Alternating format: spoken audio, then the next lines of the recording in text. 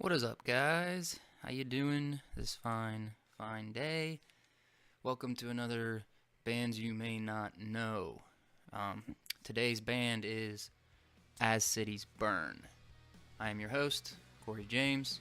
I'll be talking to you here for a little bit about this band. If you've never heard of them, definitely check them out. They're on Spotify, they're on YouTube, pretty much anywhere you can find music. So, this band, As Cities Burn, is an American post-hardcore band. They formed in 2002. They went through a lot of changes in their lineup throughout their history. They ended up disbanding and breaking up completely in 2009, to my dismay. Luckily, in 2017, they did come back. They went on tour and they announced that they would be permanently back, and they had new music. Alright, so in 2002, the lineup was... Let me find the lineup. It was actually easier to look on Spotify if you want to see their lineup. It has a nice little picture here.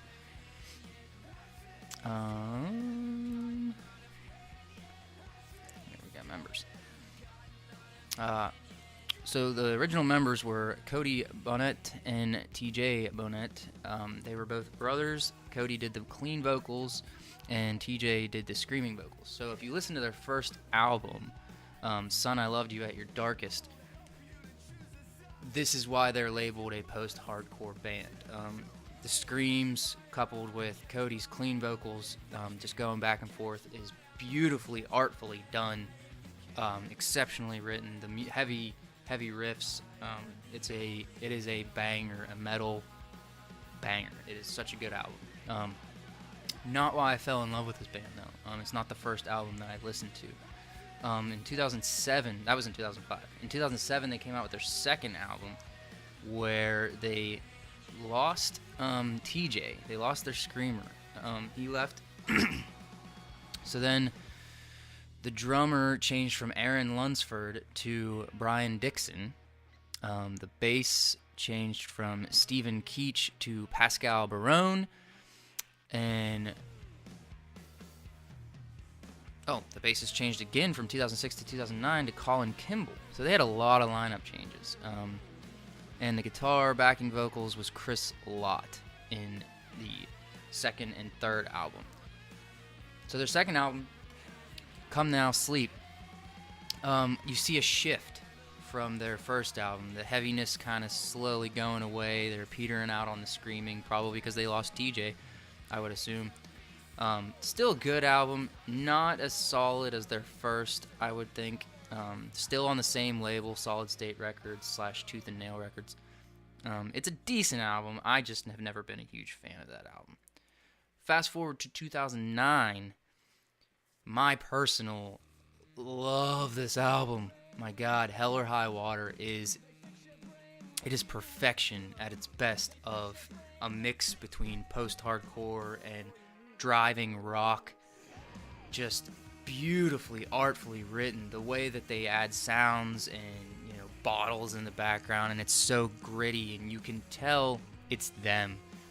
Yes, it's a lot of layered in stuff. It's worked well and mixed beautifully, but it's not. There's no sound effects. There's no choruses over their voices. This is them. They wrote this album so raw, and just you can tell the emotions there. It's my personal favorite out of all three albums. And then that was when they announced that they were done.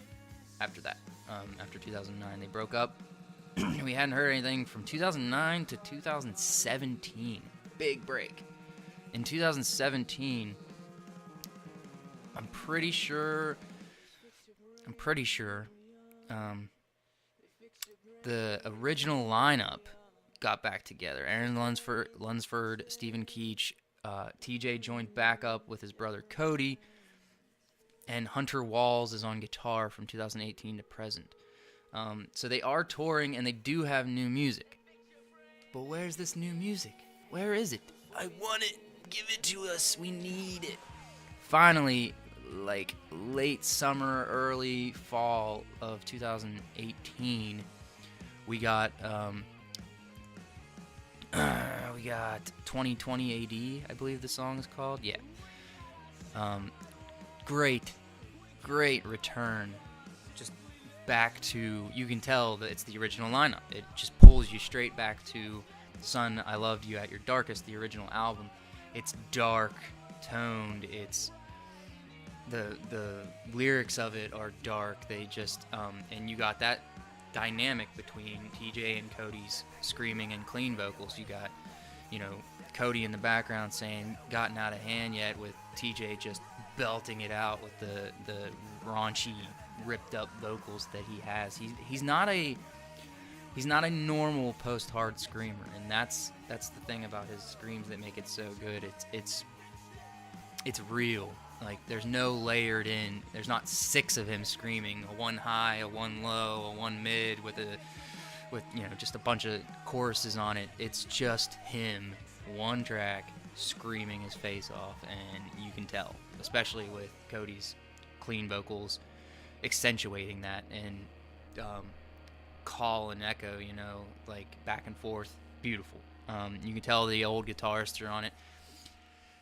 It's a little repetitive, I would have to say, but it's one song off the album. We don't know what the rest of the album sounds like. We're in 2019 and we still haven't got another single. It makes me worried. I know these guys seem to have had a rocky history, throughout their lifespan of As Cities Burn. So, like, announcing that you're back in early 2017, and then the whole year of that year going by. I mean, I know they're touring, and then 2018 goes by, and you drop one single, and then we hear nothing again. It's a little worrisome. You never know what these guys are doing. Are we going to get the album? When are we going to get the album? I can't wait. I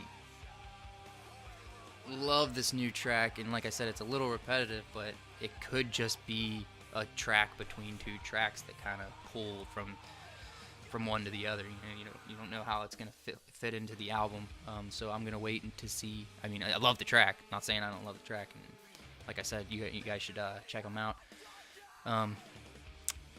Did I miss anything about these guys other than saying that they're freaking brilliant and you need to check them out? Like, they're just, this album, I throw it on all the time. Like, you never get tired of it. Hell or High Water I'm talking about. It's so artsy. Like, you don't get that art, that passion in a lot of post-hardcore nowadays. Post-hardcore kind of has this, like, cookie cutter, like, bullet point. You need this, you need this, you need the drop, you need the heavy vocals layered in with the high vocals. Like, it's step-by-step stuff. Like, and post-hardcore can get very, very just repetitive and the same thing all the time. So Hell or High Water is very refreshing. I mean, like, if you go back to their first album, Son, I Loved You at Your Darkest, you're gonna get that typical